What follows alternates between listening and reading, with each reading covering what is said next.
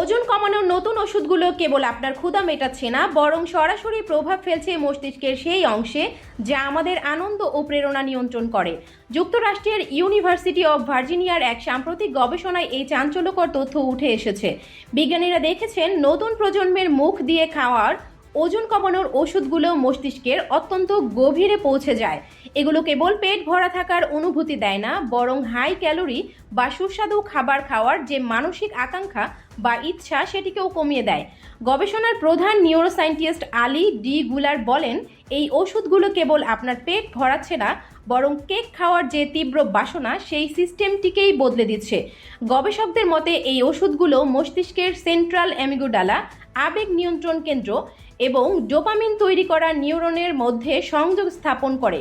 Dopamine হলো সেই রাসায়নিক যা আমাদের আনন্দ বা পুরস্কারের অনুভূতি দেয়।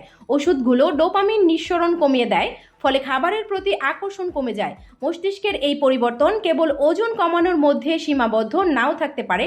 এর কিছু ইতিবাচক ও নেতিবাচক দিক রয়েছে, যেমন এর মাধ্যমে ধূমপান বা অতিরিক্ত নেশা করার মতো বদভ্যাস নিয়ন্ত্রণ সহজ হতে পারে।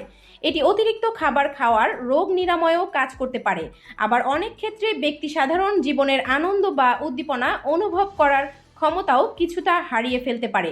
আগে এই জাতীয় ওষুধ ইনজেকশনের মাধ্যমে নেওয়া হতো, তবে এখন সহজলভ্য ও সাশ্রয়ী ট্যাবলেট বাজারে এসেছে।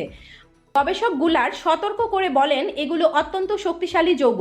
এগুলো সাধারণ মানুষের প্রতিদিনের ব্যবহারের তালিকায় যাওয়ার আগে আমাদের পুরোপুরি নিশ্চিত হতে হবে যে এটি মানুষের আচরণ বা মনস্তত্ত্বে কোনো স্থায়ী প্রভাব ফেলছে কিনা।